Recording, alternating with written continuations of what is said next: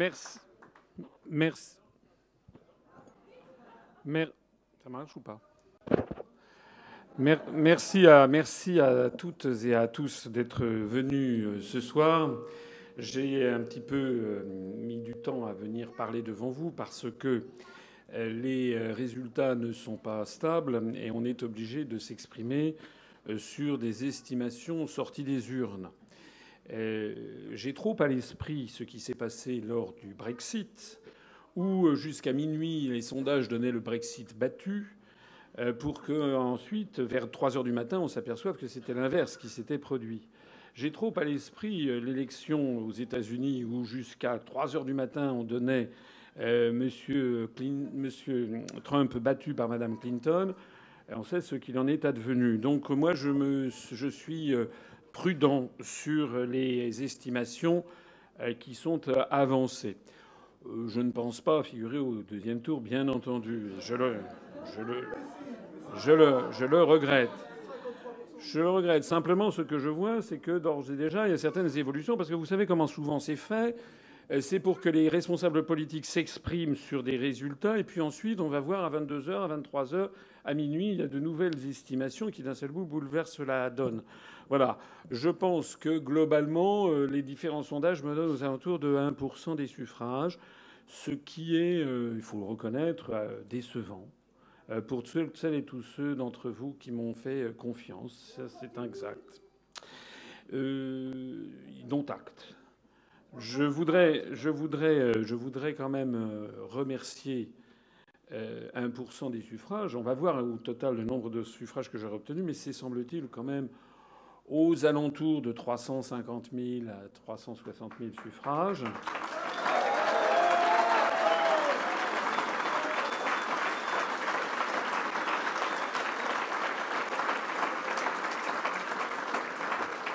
Ce qui représente quand même un doublement à peu près toujours encore une fois, si les estimations actuellement disponibles sont exactes et sont confirmées par les événements, ça représentera quand même un doublement du nombre de nos suffrages par rapport aux élections régionales de décembre 2015.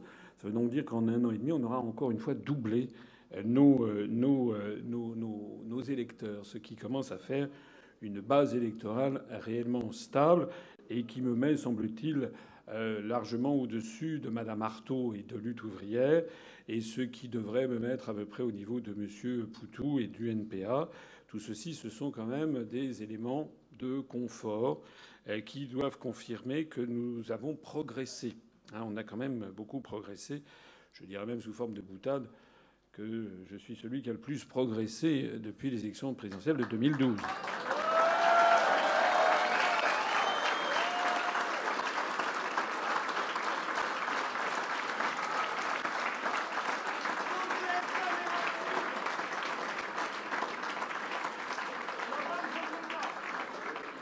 Je voudrais rappeler quand même dans quelles conditions d'adversité extrême nous sommes battus. Et de ce point de vue, je voudrais remercier non seulement les personnes qui ont voté pour moi, mais toutes celles qui ont rendu possible ce score de 1% des suffrages à une première élection présidentielle, en particulier tous les militants et adhérents dont vous faites partie sans doute, tous ceux qui ont collé des affiches, distribué des tracts. Un immense merci à vous tous.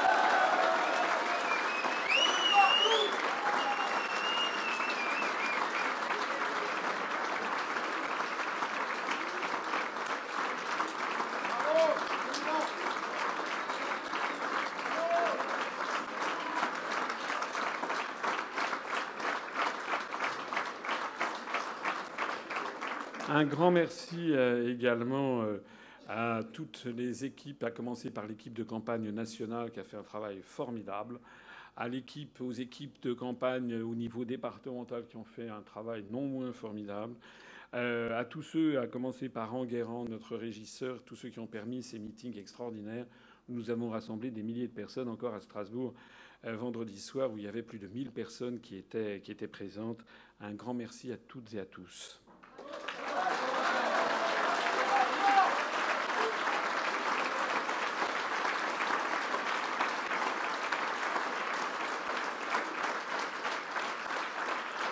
Alors je le disais, nous avons été contraints de nous battre dans des conditions d'extrême adversité, puisque en réalité, j'ai créé un parti politique il y a un peu plus de 10 ans. Pendant 9 ans et 11 mois et 15 jours, je n'ai eu quasiment aucune couverture médiatique. Les seules informations disponibles sur moi l'étaient notamment par une notice Wikipédia sciemment, délibérément, parfaitement mensongère et calomniatrice et diffamatoire, et contre laquelle on ne pouvait pas grand-chose. J'ai pu noter qu'à partir du moment où j'étais candidat à l'élection présidentielle, dans un premier temps, tous les journalistes et tous les médias ont entonné les mêmes couplets. J'étais, paraît-il, complotiste, conspirationniste. On se demandait ce que je venais faire là. Et puis petit à petit, les journalistes, en découvrant mes analyses, mes conférences, ont commencé à évoluer de telle sorte qu'à la fin, la tonalité des journalistes avait changé, mais nous n'avons disposé en tout et pour tout que d'à peu près un peu plus d'un mois. Et pendant les 3 premières semaines, disons 5 semaines, les 3 premières semaines, c'était le principe dit d'équité, c'est-à-dire d'extrême inéquité en définitive, puisqu'au total, j'ai bénéficié de moins de 1% des temps de parole. Alors que ceux dont on savait déjà tout, eux, triomphaient sur les ondes. Au total, je rappelle que vous connaissez les martingales qui sont établis depuis belle lurette, venus d'ailleurs d'outre-Atlantique, où on a découvert outre-Atlantique qu'il y a une corrélation très forte entre le nombre d'heures passées dans les médias, notamment dans les médias audiovisuels, le montant budgétaire déconsacré à une campagne et le résultat dans les urnes. Ce soir, c'est une très grande tristesse. M. Macron arrive, semble-t-il, en tête. Mais pourquoi ? Parce qu'il a bénéficié depuis un an d'une couverture médiatique que je n'hésite pas à qualifier d'obscène. Il a eu...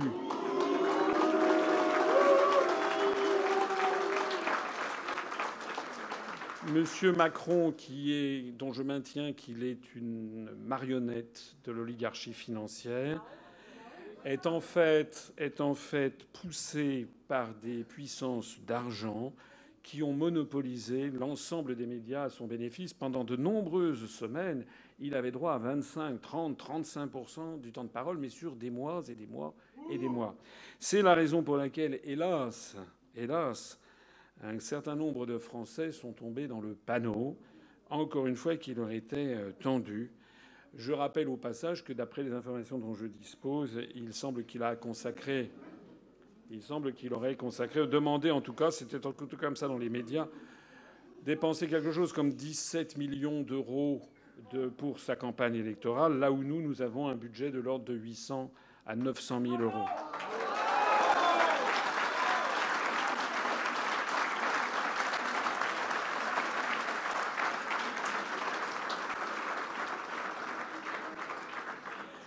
En fait, la situation qui se dégage de ce premier tour est une situation assez calamiteuse. En tout cas, le paysage politique français, mine de rien, est en train d'être détruit. La deuxième chose, après l'arrivée en tête de M. Macron qui apparaît, la deuxième chose, c'est que les partis, les Républicains d'un côté et le Parti socialiste de l'autre, sont détruits ce soir, détruits complètement. Parti socialiste sombre dans la... Si j'ai bien compris, M. Hamon va faire 6 fois seulement, le candidat officiel du Parti socialiste ne va faire que 6 fois plus de voix que moi. J'aurais aimé disposer d'un 6e dès la couverture médiatique dont a bénéficié le Parti socialiste depuis un an. Quant aux Républicains, même si M. Fillon est maintenant donné dans les sondages en 3e position devant M. Mélenchon qui est en 4e position, il est quand même loin des 2 premiers, c'est-à-dire de M. Macron et de Mme Le Pen. Le paysage politique français est détruit. Nous allons assister, en fait, à la réédition de la même tragédie grecque que la France subit depuis maintenant plus de 30 ans. D'ores et déjà, j'entendais à la radio M. Fillon, M. Hamon, M. Xavier Bertrand, M. Raffarin, Madame Kosciusko-Morizet, Monsieur Pierre Laurent appellent à voter pour Macron.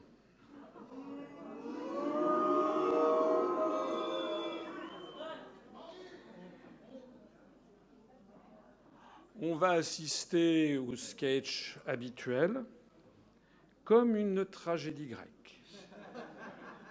Tous les ingrédients sont mis en ligne et nous allons assister pour la septième fois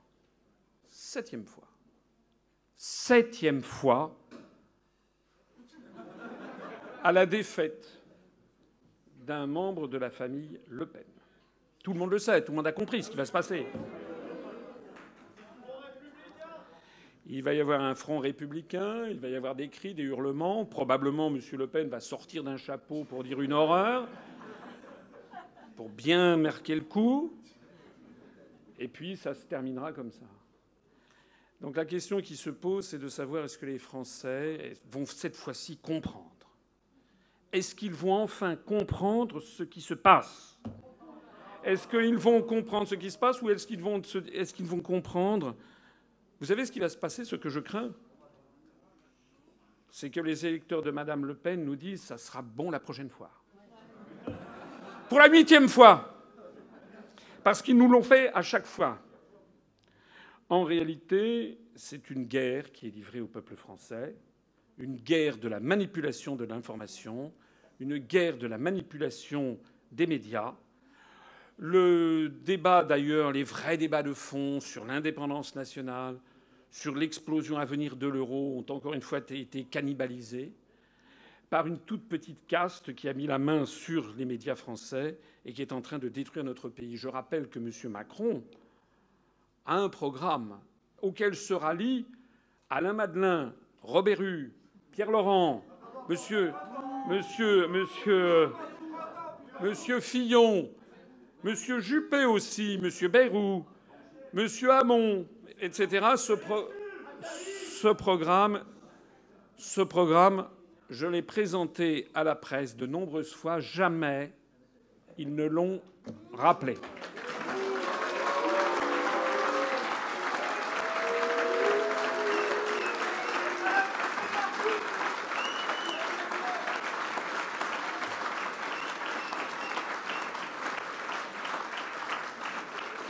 Le programme de M. Macron et de l'oligarchie qui l'entoure consiste dans le démantèlement de nos acquis sociaux parce que la Commission européenne le demande, dans le démantèlement de l'assurance chômage parce que la Commission européenne le demande, dans la baisse du SMIC parce que la Commission européenne le demande, dans l'ubérisation généralisée de la société parce que la Commission européenne le demande, dans la destruction des acquis sociaux des Français, dans la privatisation rampante de nos services publics, parce que la Commission européenne le demande, dans la destruction de la sécurité sociale publique pour tous, parce que la Commission européenne le demande. Et quand je dis la Commission européenne, ce sont évidemment les traités européens qui sont derrière et l'oligarchie financière qui ligote et qui verrouille le tout.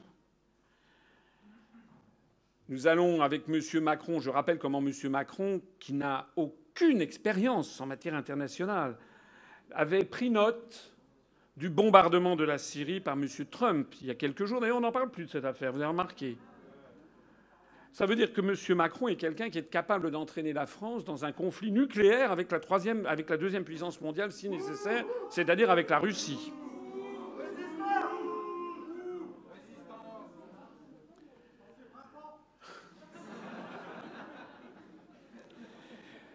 La situation est donc malheureusement très grave. Elle est très grave. Pour ce qui me concerne, j'ai fait ce que j'ai pu.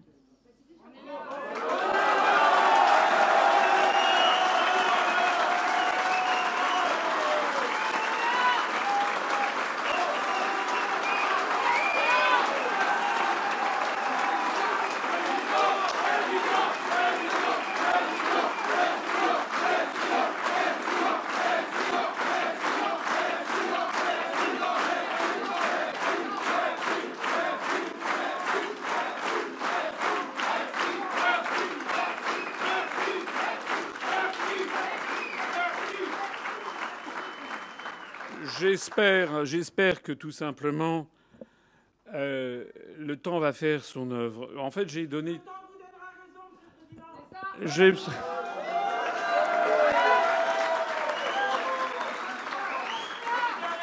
Je voyais tout à l'heure Monsieur Mélenchon ne s'est pas encore exprimé, mais j'ai vu que sa porte-parole était sur la télévision et elle commençait à expliquer qu'en fait tout le mal venait de la monarchie républicaine. Elle refusait de s'exprimer, mais enfin on croit comprendre que bon an mal an, enfin, en gros, Monsieur Mélenchon va bien entendu faire appel à faire barrage à la bête immonde. Et donc, nous allons avoir la Sainte Alliance pour maintenir ça. J'espère que la situation va non seulement dessiller les yeux des électeurs du Front National qui ne comprennent pas que la famille Le Pen est ce qui permet au système de se maintenir. J'espère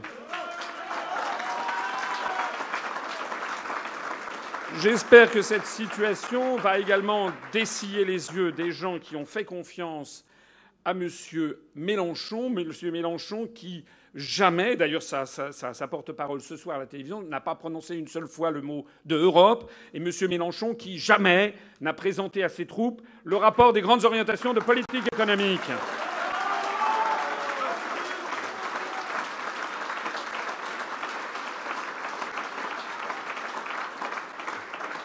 Je vous invite à ne pas baisser les bras. Je vous invite à bien comprendre que nous avons quand même, semble-t-il, multiplié par 2 encore une fois nos électeurs en 1 an et demi, c'est-à-dire que nous sommes en forte croissance en dépit de tout. Je vous invite à bien comprendre que des millions de Français ont fait ma découverte et celle du mouvement politique et celle des analyses, et qu'il y a, vous le savez bien d'ailleurs, un temps de latence, un temps de gestation pour comprendre. Je note d'ailleurs que depuis que les sondages et puis les premiers résultats sont tombés à 20 h, nous avons fait 25 nouvelles adhésions. J'en profite d'ailleurs au passage.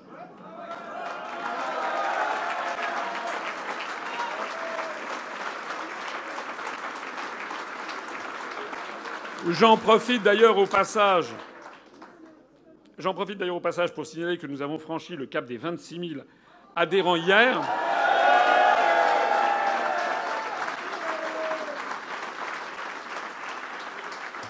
Et surtout, je vous appelle à vous mobiliser, parce qu'il ne faut pas baisser la mobilisation, il faut continuer la mobilisation pour les élections législatives qui arrivent.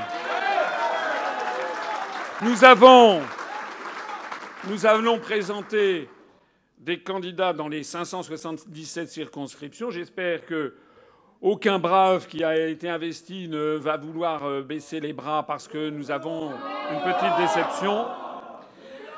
De toute façon, avec 1% des suffrages au niveau national, nous sommes assurés de dépasser le stade fatidique des 50 candidats dans des circonscriptions avec 1% ayant dépassé 1% des suffrages. Donc il faut absolument se mobiliser parce que nous aurons ensuite des moyens financiers très importants si nous nous présentons aux élections législatives. Ça paraît un petit peu bas de gamme ce que je vais dire, et pourtant c'est quand même important, puisque actuellement nous avons 0 € d'argent public, 0 € d'endettement financier. Mais si nous nous présentons aux élections législatives et si nous faisons déjà le même score qu'à la présidentielle, mais cette fois-ci aux législatives, on peut espérer avoir 600 000 € de financement public chaque année, ce qui sera évidemment, ça changera tout, puisque ça va permettre de renforcer encore notre mouvement politique. Mais au-delà de l'argent, ce qui est important, c'est que, je crois, nous détenons la vérité, de bonnes analyses.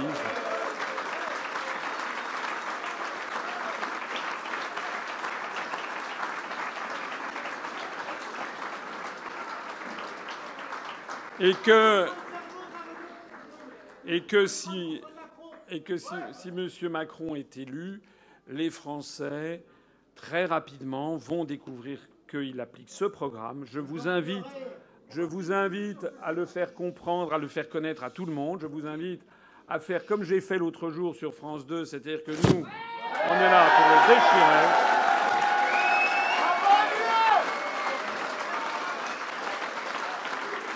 Parce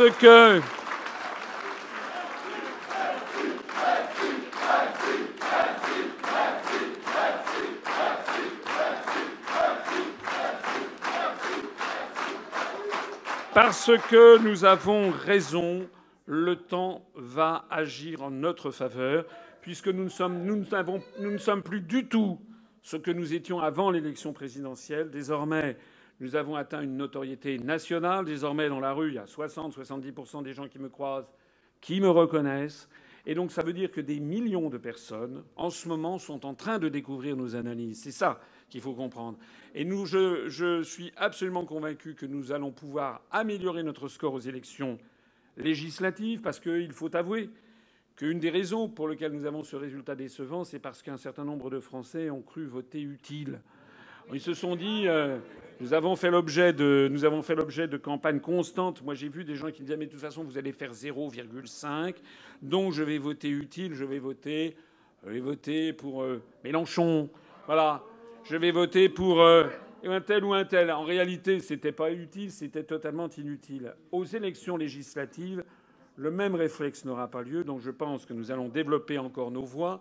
Et puis surtout, ce qui est en train de se passer en ce moment, c'est que les Français, de plus en plus nombreux, commencent à découvrir de façon de plus en plus approfondie nos analyses. Rappelez-vous, toutes celles et tous ceux d'entre vous, très peu ont été ceux qui ont été convaincus en 15 jours. C'était 15 jours dont on a disposé, en fait. Et tout le monde n'a pas la volonté d'aller se renseigner. Mais désormais, ce sont des millions de personnes qui ont découvert nos analyses.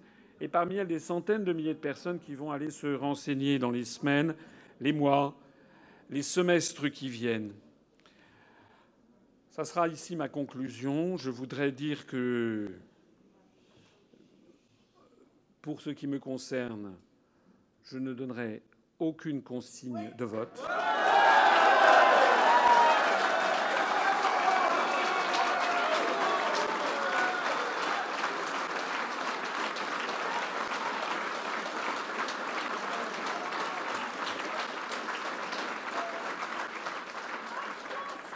Je vous ferai ce que vous voudrez.